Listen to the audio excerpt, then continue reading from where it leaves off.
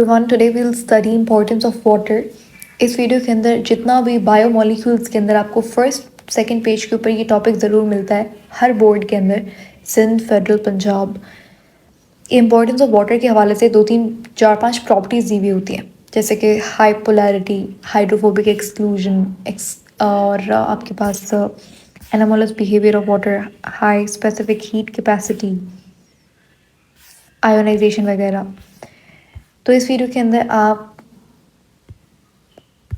को हर प्रॉपर्टी जानने को मिलेगी and we'll cover only important points in this video, so stay tuned. इसका पार्ट 2 प्लीज़ देखना मत भूलिएगा, उसके अंदर हाफ प्रॉपर्टीज उसके अंदर कवर होंगी। शुरू करते हैं। सबसे पहले मैं वाटर की बेसिक इन्फॉर्मेशन आपको दे देती हूँ। वाटर, पानी, बहुत इंपॉर्टेंट है एक ह्यूमन बॉडी के लिए। Not only human body but for every other living organism water is very important. ठीक है। पानी is very essential for a cell. क्यों? क्योंकि हमारे हर मेटाबॉलिक एक्टिविटी का जो मीडियम रिक्वायर्ड होता है वो एक्वस मीडियम होता है, जो कि पानी की वजह से होता है, राइट। देखो, हमारे सेल के अंदर, हमारे प्रोटोप्लाज्म में अबाउट 70 to 80%, यहाँ पे कहीं कहीं पे 80 to 90% लिखा हुआ होता है, जो कि ज़्यादा इंपॉर्टेंट। अगर आप ये सही है, अगर आप याद करो कि 80 to 90% पानी मिलता है प्रोटोप्लाज्म में। ठीक है। उसके बाद हमारा सबसे ज़्यादा पानी मिलता है ब्रेन सेल्स के अंदर। अबाउट 85 to 90% पानी आपको ब्रेन सेल्स के अंदर मिलेगा। सबसे कम पानी आपको सीड के अंदर और आपका बोन सेल के अंदर। बोन सेल्स के अंदर बहुत बहुत कम पानी मिलता है। About 20% water is found in that. और जैसे कि आप जेली फिश को अगर आप देखें, जेली फिश के अंदर 99% वाटर होता है। उसकी बॉडी ट्रांसपेरेंट होती है। इसका मतलब ये है कि उसके बॉडी के अंदर 99% वाटर होता है, पानी आता है। देन फिर उससे जो ऑर्गेनिज्म है, यानी कि जेली फिश है, वो सारा का सारा न्यूट्रिएंट एब्जॉर्ब कर लेती है, फिर उसकी बॉडी से फिर से पानी बाहर जाता है। ठीक है। तो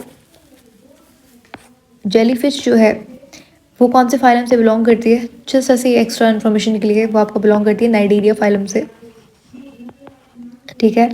और नाइडेरिया फाइलम के अंदर, क्योंकि नाइडेरियन सारे के सारे एक्वस होते हैं, तो वो रहते ही एक्वस मीडियम के अंदर है, तो ऑफकोर्स उनकी जो बॉडी होती है, जैसे अगर आप जेली फिश को स्पेसिफिकली देखें तो उसके अंदर तो बहुत ज़्यादा पानी होता है। मतलब उनकी पूरी बॉडी के अंदर 99% वाटर होता है, इसीलिए उनकी बॉडी कैसी होती है? ट्रांसपेरेंट होती है। उसके बाद हम बात करेंगे, तो ये बेसिक इन्फॉर्मेशन है पानी की। जैसे कि फॉर एग्जांपल ये फेडरल है, इसके अंदर लिखा हुआ है कि वाटर जो है वो मेन कॉन्स्टिट्यूएंट है अर्थ के ऊपर। ठीक है। अर्थ का 2/3 पार्ट जो है वो वाटर से कवर्ड है। कितना? 2/3 of earth is covered with water. Approximately एक लिविंग ऑर्गेनिज्म के अंदर 70% पानी पाया जाता है। एक पूरी लिविंग ऑर्गेनिज्म की बात कर रहे हैं। ठीक है। फॉर एग्जाम्पल मैं ह्यूमन की बॉडी ले लेती हूँ, तो इसके अंदर 70% जो है वो वाटर होगा। ये जो आप परसेंटेज देख रहे हो, this percentage is of protoplasm. ठीक है। तो एक लिविंग ऑर्गेनिज्म को सबसे ज़्यादा अबंडेंट कंपोनेंट कौन सा होगा? पानी होगा। पानी ऑफ कोर्स इनऑर्गेनिक है, तो अगर आपसे पूछे कि which is the abundant organic component, तो प्रोटीन हो जाएगा। ठीक है। ऑर्गेनिक में तो प्रोटीन होगा, उसके बाद कार्बोहाइड्रेट एंड देन लिपिड। सही है। उसके बाद आपका न्यूक्लिक एसिड आता है। लेकिन अगर वो पूछ रहा है कि अबंडेंट कंपोनेंट, तो उसके बाद पानी हो जाएगा, क्योंकि वो स्पेसिफाई नहीं कर रहा कि ऑर्गेनिक है या फिर इनऑर्गेनिक है। उसके बाद लोवेस्ट कंसनट्रेशन आपको मिलती है 20% सीड्स के अंदर और बोन्स के अंदर। हाईएस्ट कंसनट्रेशन आपको मिलती है ब्रेन सेल्स के अंदर 80 to 85%, 85 to 90%। और जेलीफिश जो है वो एक exceptionally large amount of water होता है उसकी बॉडी के अंदर, अबाउट 99%, इसलिए उसकी बॉडी ट्रांसपेरेंट होती है। इस बॉक्स के अंदर आप देख सकते हो लिखा हुआ है, इस सेक्शन के अंदर क्रिटिकल थिंकिंग के हवाले से सवाल है कि अगर हाइड्रोजन गैस को हम लोग कंबाइन करते हैं ऑक्सीजन गैस के साथ तो पानी बनता है। तो बताइए कि हाइड्रोजन यहाँ पे रिड्यूस हो रही है या फिर ऑक्सीडाइज हो रही है? तो देखो, रिडक्शन का मतलब होता है एडिशन ऑफ इलेक्ट्रॉन या फिर एडिशन ऑफ हाइड्रोजन आयंस या फिर रिमूवल ऑफ ऑक्सीजन। तो ये किसकी डेफिनेशन होती है? ये रिडक्शन की डेफिनेशन होती है। अगर हम बात करें ऑक्सीडेशन की, तो ऑक्सीडेशन की डेफिनेशन इससे बिल्कुल ऑपोजिट हो जाएगी। तो जाहिर सी बात है यहाँ पे क्या हो रहा है, हाइड्रोजन के साथ ऑक्सीजन ऐड हो रही है, तो यानी कि एडिशन ऑफ ऑक्सीजन क्या हो जाएगा? ऑक्सीडेशन। यानी कि हाइड्रोजन, आंसर क्या हो जाएगा कि hydrogen is being oxidised to form water. ठीक है, देन हम बात करते हैं प्रॉपर्टीज ऑफ वाटर के बारे में। सबसे पहली प्रॉपर्टी हमारे पास कौन सी है? High polarity. हाई पोलैरिटी का मतलब ये है कि वाटर क्या करता है, जब बॉन्ड बनाता है तो उसके अंदर कोवलेंट बॉन्डिंग होती है, राइट। वाटर के अंदर देखो दो तरीके के बॉन्ड्स होते हैं, एक प्राइमरी बॉन्ड होता है, एक सेकेंडरी बॉन्ड होता है। यानी कि एक बॉन्ड होता है इंट्रासेल्यूलर बॉन्ड, एक होता है इंटरसेल्यूलर बॉन्ड। एटम एटम के दरमियान, यानी कि फॉर एग्जांपल ये देखो, ये मेरे पास H2O है, यहाँ पे जो एंगल बनेगा 104.5 बनता है। ठीक है, 104.5 एंगल बनता है, याद रखिएगा, दो हाइड्रोजन के एटम्स के दरमियान में।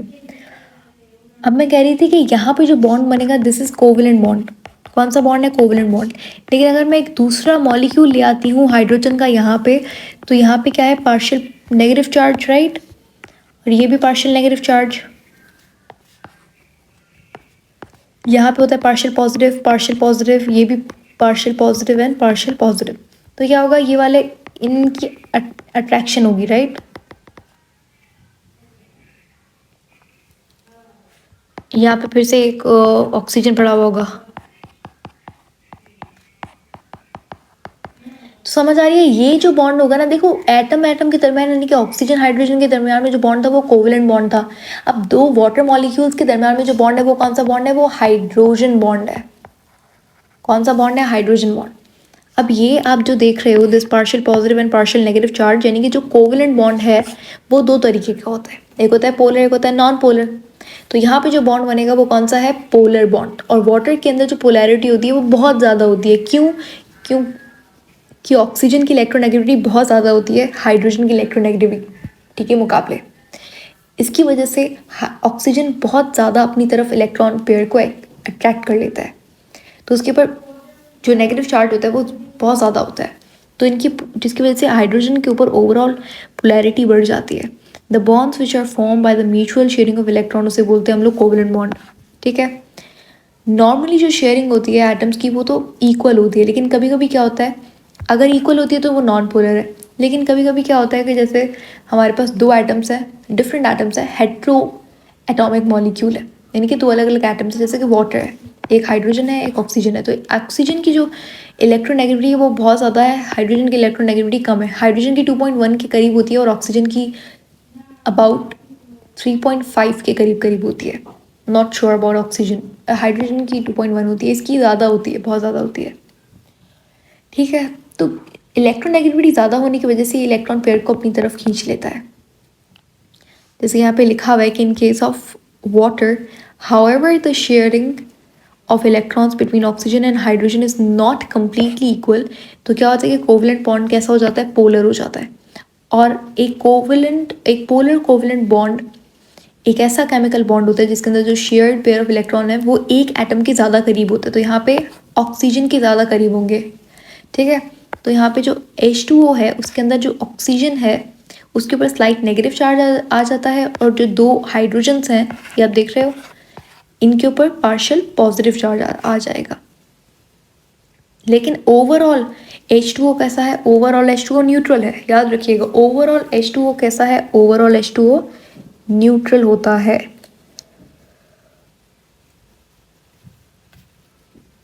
उसके बाद तो यानी कि इसके पास दो पोल्स बन जाते हैं, कि ये पॉजिटिव पोल, ये नेगेटिव पोल। इसी फिनोमेना को हम कहते हैं पोलैरिटी ऑफ वाटर। दो पोल्स बनने की वजह से इसके ऊपर पोलैरिटी जनरेट होती है। इस प्रॉपर्टी को पोलैरिटी ऑफ वाटर बोलते हैं। इसीलिए इस पोलैरिटी की वजह से वाटर एक बहुत अच्छा सॉल्वेंट है, इसके अंदर हर चीज़ डिजॉल्व हो जाती है, हर पोलर चीज़, हर आयोनिक चीज़ डिजॉल्व हो जाती है। इसीलिए वाटर को हम लोग यूनिवर्सल सॉल्वेंट कहते हैं। हमारे बॉडी के अंदर जितना भी मेटाबॉलिक एक्टिविटी हो रहा है वो उसके अंदर एक्वस मीडियम वाटर ही होता है। आयोनिक कंपाउंड, जैसे आप देखो, आयोनिक कंपाउंड को जब आप वाटर के साथ मिलाते हो आयोनिक कंपाउंड को जब आप वाटर के साथ मिलाते हो तो इसे हम लोग कहते हैं इलेक्ट्रोलाइट। याद रखिएगा, आयोनिक कंपाउंड सॉलिड स्टेट के अंदर कभी भी इलेक्ट्रिसिटी को पास नहीं होने देता, लेकिन आयोनिक कंपाउंड को अगर आप वाटर के अंदर मिलाओगे इसका एक्वस सोल्यूशन बन जाएगा, राइट। उसे हम लोग क्या बोलते हैं, इलेक्ट्रोलाइट बोलते हैं। और इलेक्ट्रोलाइट इलेक्ट्रिसिटी कंडक्ट कर सकता है, राइट। तो ये तो बेसिक से इंफॉर्मेशन आप सॉलिड वाले चैप्टर में और अच्छे से पढ़ोगे कि कैसे ये होता है, स्ट्रक्चर को जानते हुए। सही है। तो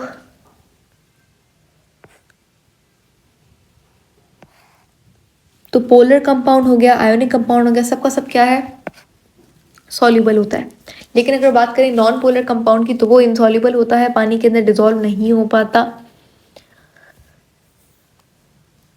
लेकिन अगर पोलर मॉलिक्यूल एक ऐसा पोलर मॉलिक्यूल है जिसके पास चार्ज्ड ग्रुप है, एक ऐसा नॉन पोलर मॉलिक्यूल जिसके पास चार्ज्ड ग्रुप है, वो डिसॉल्व हो सकता है पानी के अंदर। लेकिन चीज़ यह है कि वो होना, वो या तो आयोनिक चाहिए या पोलर चाहिए, तो वो तो बहुत आसानी से, आपने सुना होगा लाइक डिसॉल्व लाइक, तो पोलर के अंदर पोलर, नॉन पोलर के अंदर नॉन पोलर सब्सटेंस होते हैं डिसॉल्व। लिपिड हो गया आपका, जितना भी फैट, ऑयल, ट्राइग्लिसराइड, वो वाटर के अंदर कभी भी सॉल्युबल नहीं हो सकता। उसके बाद क्या होता है कि जब आप आयोनिक कंपाउंड को वाटर के अंदर डालते हो तो क्या होता है, उसका पॉजिटिव नेगेटिव वो डिसोसिएट हो जाता है, पॉजिटिव अलग हो जाता है, नेगेटिव अलग हो जाता है। इसीलिए ये एक रीज़न है कि हमारे अंदर जितना भी केमिकल रिएक्शन हो रहा है लिविंग बींग्स के अंदर, वो एक्वस मीडियम के अंदर होता है, ठीक है। पॉजिटिव नेगेटिव चार्जेस बनते हैं। तो ये था पोलैरिटी ऑफ वाटर, इसी फिनोमेना को पोलैरिटी ऑफ वाटर कहते हैं। देन हम बात करते हैं हाइड्रोजन बॉन्डिंग के बारे में। तो polarity of water makes them interact with each other, यानी कि इसी पोलैरिटी के कारण क्या होता है, इसी पोलैरिटी की वजह से यहाँ पे बॉन्ड बनता है, जिसे आप हाइड्रोजन बॉन्डिंग कहते हो, जो मैंने आपको एक्सप्लेन कर दिया है, ठीक है। तो इस बॉन्डिंग को आप क्या बोलते हो, हाइड्रोजन बॉन्डिंग। हाइड्रोजन बॉन्डिंग एक वीक बॉन्ड है। हाइड्रोजन बॉन्ड एक इंटर मॉलिक्यूलर बॉन्ड है, इंटर मॉलिक्यूलर यानी कि मॉलिक्यूल दो हाइड्रोजन के मॉलिक्यूल्स के दरमियान में जो बॉन्ड होगा वो कैसी है, वो हाइड्रोजन बॉन्डिंग है। Hydrogen bond inter molecular bond है, वीक है, इसे आप डॉटेड लाइन से शो करते हो, ठीक है। एक कोवेलेंट बॉन्ड को आप कैसे शो करोगे, स्ट्रेट लाइन से। एक डॉटेड लाइन आपको शो करती है वीक बॉन्ड, हाइड्रोजन बॉन्ड आपको शो करती है वो, ठीक है। हाइड्रोजन बॉन्ड क्योंकि वीक होता है तो आप आसानी से हाइड्रोजन बॉन्ड को तोड़ सकते हो, ठीक है। इसी बॉन्ड की वजह से वाटर क्या है, एक लिक्विड है, यानी कि नॉर्मल टेम्परेचर पे वाटर, जस्ट अ सेकेंड, हाँ, तो वाटर क्या है, वाटर लिक्विड है।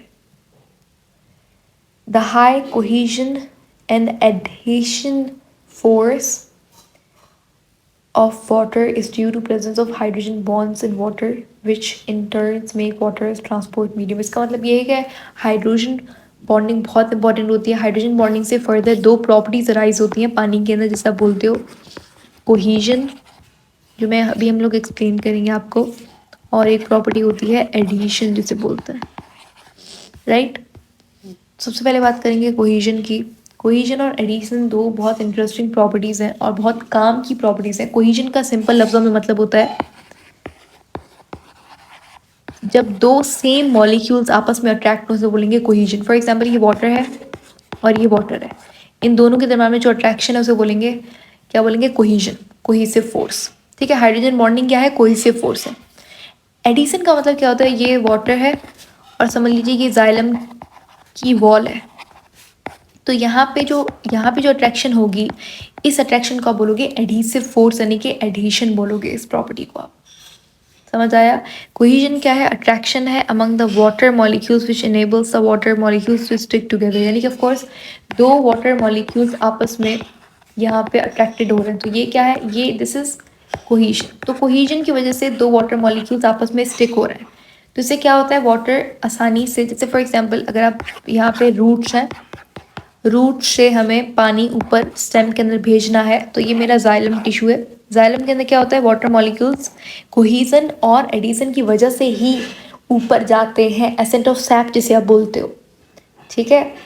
तो वो जो ऊपर जाते हैं मॉलिक्यूल्स, वो वाटर मॉलिक्यूल्स एक दूसरे से भी अटैच होते हैं, और वाटर मॉलिक्यूल्स, ये जाइलम की वॉल है तो जाइलम की वॉल से भी वाटर मॉलिक्यूल्स इस तरीके से अटैच्ड होते हैं, ठीक है।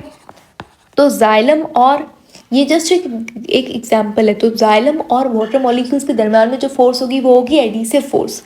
वाटर मॉलिक्यूल के दरम्यान में जो फोर्स होगी यहाँ पर, ये कौन सी फोर्स होगी, ये होगी कोहीसिव फोर्स, सही है। और ये दोनों फोर्सेस किसकी वजह से होती हैं, ये दोनों प्रॉपर्टीज, दोनों फोर्सेस होती हैं हाइड्रोजन बॉन्ड की वजह से।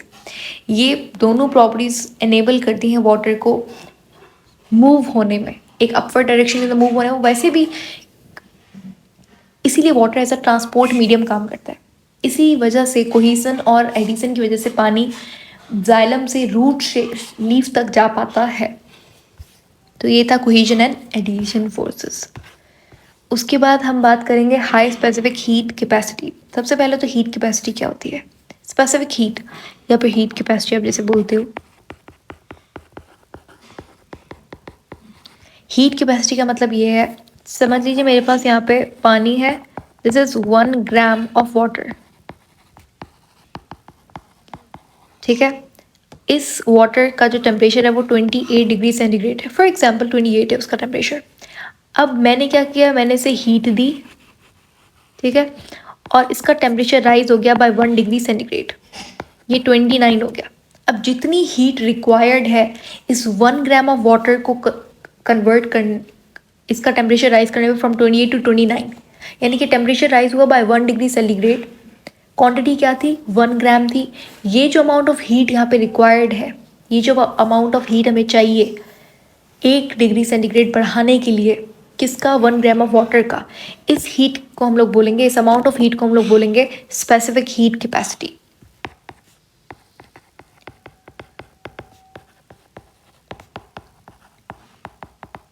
ठीक है, वाटर की हीट कैपेसिटी ज़्यादा होती है, सही है। Heat capacity of water is amount of heat required to for minimum increase in temperature for of a substance. A specific heat capacity of water can be represented as number of calories required to raise the temperature of 1 gram. यानी कि number of calories, यानी कि heat की बात हो रही है, amount of heat या फिर number of calories required to raise the temperature by 1 degree centigrade of 1 gram of water is called specific heat.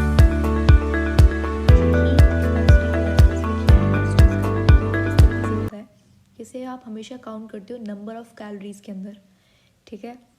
जैसे फॉर एग्जांपल 18 डिग्री सेंटीग्रेड से मैं अगर 19 degree centigrade 1 gram of water का temperature बढ़ाती हूँ, तो यहाँ पे कितनी कैलोरीज, नंबर ऑफ कैलोरीज कितनी रिक्वायर्ड है, वो क्या हो जाएगी, उसकी हीट, स्पेसिफिक हीट कैपेसिटी हो जाएगी, सही है। जैसे फॉर एग्जांपल मुझे 15 डिग्री टू 16 डिग्री सेंटीग्रेड से टेम्परेचर बढ़ाने के लिए 1 ग्राम ऑफ वाटर का, तो 1 कैलोरीज रिक्वायर्ड, तो वो क्या हो गई, वाटर की स्पेसिफिक हीट कैपेसिटी हो गई। तो इस तरीके से आप जानते हो हीट, स्पेसिफिक हीट कैपेसिटी, यानी कि इसे आप किलो जूल पर मोल इस तरीके से काउंट नहीं करोगे, इससे आप काउंट करेंगे 1 मतलब नंबर ऑफ कैलोरीज के अंदर, और 1 कैलोरी बराबर होती है 4.186 जूल के, ये आपको पता होना चाहिए, ठीक है। बेसिकली 4.186 होता है, आप 18 भी याद कर सकते हो, 186 होता है, तो 1 calorie is equal to 4.186 joules, सही है। तो आई होप आपको स्पेसिफिक हीट कैपेसिटी समझ आ गया है। अगली वीडियो के अंदर हम लोग बात करेंगे हीट ऑफ वेपोराइजेशन के बारे में, तो स्टे ट्यून्ड। पार्ट 2 के अंदर बाकी जितनी भी हमारी रिमेनिंग प्रॉपर्टीज़ हैं वो सब देखेंगे। सो या, thank you so much for watching. See you later in the next part of the same topic.